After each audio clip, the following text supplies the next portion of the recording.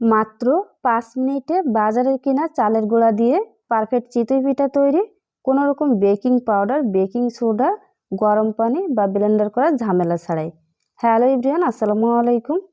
আজকে তৈরি করে দেখাবো মাত্র 5 মিনিটে বাজারের কেনা চালের গুঁড়া দিয়ে পারফেক্ট চিতই পিঠা তৈরি, তাও আবার কোনো রকম বেকিং পাউডার, বেকিং সোডা, গরম পানি বা ব্লেন্ডার করার ঝামেলা ছাড়াই। কি অবাক হচ্ছেন? আরে পিঠাগুলো দেখুন, মিথ্যা বলছি কিনা। ঠিকই দেখছেন। এই চালের গুঁড়া দিয়ে যে কেউ প্রথমবার চিতই পিঠা তৈরি করলে পারফেক্ট হবে। শুধুমাত্র চালের গুঁড়া, লবণ আর নর্মাল পানি দিয়ে এত সুন্দর পারফেক্ট চিতই পিঠা তৈরি হবে, আপনি নিজেই তৈরি করে নিজেই অবাক হবেন। আরে অবাক একটু পরে হবেন, চলুন তাহলে রেসিপি দেখে আসি। এখানে একটি বোলে 1.5 কাপ পরিমাণ বাজারের কেনা চালের গুঁড়া নিয়ে নিলাম। আর আমি যে চালের গুঁড়াটা নিয়েছি সেটা হলো ভেটাকিয়া চালের গুঁড়া। এই চালের গুঁড়াটা এতটাই মিহি, আপনারা 5 মিনিটে চিতই পিঠা তৈরি করতে পারবেন পারফেক্টভাবে। কোনো রকম বেকিং পাউডার, বেকিং সোডা, গরম পানিও লাগবে না, এতটাই পারফেক্ট হয় এই চিতই পিঠাটা। এই যে ভালোভাবে আপনাদেরকে একটু দেখিয়ে দিই, অনেকটাই কিন্তু মিহি হয়ে থাকে। বাজারের চালের গুঁড়া কিন্তু অনেকটাই সুজির মতো দানাদার থাকে, বাট এই চালের গুঁড়াটা এতটাই মিহি, কর্নফ্লাওয়ার আর চালের গুঁড়া আপনারা পার্থক্যটাই বুঝতে পারবেন না। এই যে আমি এখানে একটু চালের গুঁড়া এবং কর্নফ্লাওয়ার নিয়ে পানি দিয়ে মিশিয়ে আপনাদেরকে একটু দেখিয়ে দিচ্ছি যে আসলে পার্থক্যটা কেমন। এখানে কোনটা কর্নফ্লাওয়ার এবং কোনটা চালের গুঁড়া আপনারা কিন্তু বুঝতেই পারবেন না আমি যদি না বলে দিই। এখন এই চালের গুঁড়ার ভিতরে 1/2 টেবিল চামচ পরিমাণ লবণ দিয়ে দিলাম এবং নর্মাল ট্যাপের পানি দিয়ে তারপর এগুলোটা রেডি করে নিব। কোনো রকম কুসুম গরম পানি বা ফুটান্ত গরম পানি কিছুই লাগবে না। এই চালের গুঁড়াটা এতটাই মিহি, নর্মাল পানি দিয়ে গলে নিলেই কিন্তু হয়ে যাবে। আর সময় নিয়েও কিন্তু এটা মাখাতে হবে না, জাস্ট 1 মিনিটেই কিন্তু চালের গুঁড়াটা মাখানো হয়ে যাবে। জাস্ট আপনাদেরকে দেখানোর জন্য আমি একটু স্লো করে অল্প অল্প পানি দিয়ে দেখিয়ে দিলাম। দেখুন কতটা আঠালো ভাব হয়েছে। বাজারে কেনা চালের গুঁড়া দিয়ে কিন্তু কখনোই এটা এভাবে সম্ভব হতো না, শুধুমাত্র এই চালের গুঁড়াটা দিয়েই কিন্তু সম্ভব।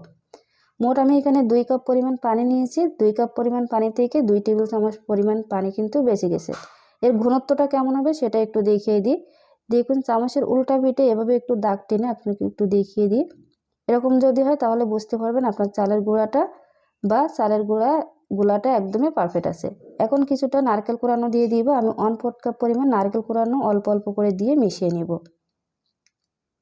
চালের গুঁড়াটা মিশিয়ে এই চালের গুঁড়াটাকে আমি একটা গর্তওয়ালা বা ডিপওয়ালা পাত্রে নিয়ে নিব, তাহলে মেশাতে ভালো সুবিধা হবে। যতবার পিঠা তৈরি করব, পিঠা তৈরি করার আগে এভাবে একটু মিশিয়ে নিব। যখন দেখবেন অনেকগুলো বাবলস এরকম উঠে আসবে, ভেসে উঠবে, তখনই আপনারা গুঁড়াটা প্যানে দিয়ে তারপর পিঠা তৈরি করবেন। দেখবেন যে পারফেক্টভাবে পিঠাগুলো ফুলবে এবং অসংখ্য ছিদ্রযুক্ত হবে।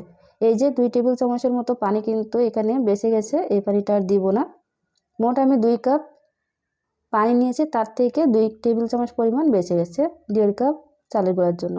তো প্রথম পিঠাটা দেখিয়ে দিলাম, এখন 2 নম্বর পিঠাটা তৈরি করছি। 2 নম্বর পিঠাটা তৈরি করার সময় আমি কোনো রকম ঢাকনাটা আগে থেকে দিই না। যখন অসংখ্য ছিদ্র হবে ঠিক সেই মুহূর্তে আমি ঢাকনাটা দিয়ে ঢেকে দিয়েছি।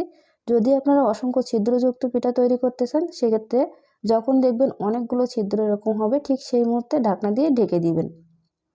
এই যে দেখুন এই পিঠাটা কতটা ছিদ্রযুক্ত হয়েছে। আর যদি পিঠাটা ফোলাতে চান সেক্ষেত্রে কী করবেন একটু পরে দেখিয়ে দিচ্ছি। আর মাশাআল্লাহ করে নিচের সাইডটা কিন্তু অনেকটাই এরকম কালচে হয়ে যায়নি, পারফেক্টভাবে তৈরি হয়েছে। তো 3 নম্বর পিঠাটাও আমি এরকম ছিদ্রযুক্ত তৈরি করব, এজন্য দেরিতে ঢাকনাটা দিয়ে ঢেকে দিয়েছি। মাশাআল্লাহ করে দেখুন 3 নম্বর পিঠাটাও কত সুন্দর পারফেক্ট হয়েছে।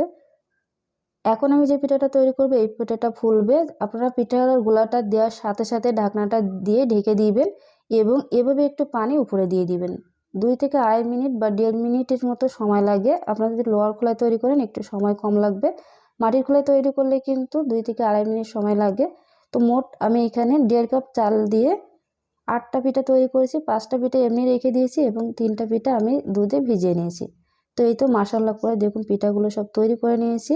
আপনারা যদি পিঠা তৈরি করতে পারেন এই নিয়মে, এই চালের গুঁড়া দিয়ে এবং চুলার আঁচটা যদি ঠিক রাখেন, সেক্ষেত্রে কিন্তু পিঠাগুলো একদমই পারফেক্ট হবে। পিঠা তৈরি করার সময় একদমই হাই হিটে না রেখে হাই থেকে একটু কমিয়ে তারপর পিঠাগুলো ভাজবেন, দেখবেন পারফেক্টভাবে এই পিঠাগুলো তৈরি হবে।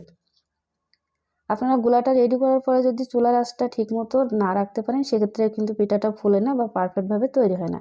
এখন একটা পিঠা আপনাদেরকে ভেঙে দেখিয়ে দিই। দেখুন কতটা নরম তুলতুলে হয়েছে। আর ভিতরটা কতটা ছিদ্রযুক্ত হয়েছে।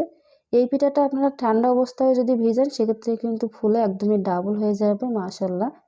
এই যে দেখুন ভিতরটা কতটা ফ্লাফি এবং কতটা ছিদ্রযুক্ত হয়েছে। তো আপনারা অবশ্যই চেষ্টা করবেন যারা নতুন আছেন এই চালের গুঁড়া দিয়ে 5 মিনিটে পিঠা তৈরি করতে পারবেন যদি এই চালের গুঁড়াটা দিয়ে তৈরি করেন। এই পিঠাটাও দেখুন ভিতরটা কতটা ফ্লাফি এবং কতটা ছিদ্রযুক্ত হয়েছে। তো আজকের এই 5 মিনিটে পিঠা তৈরি করার ভিডিও আপনাদের কাছে কেমন লেগেছে অবশ্যই কিন্তু কমেন্ট সেকশনে জানাবেন। দেখাবো পরবর্তী কোনো ভিডিওতে। আসসালামু আলাইকুম।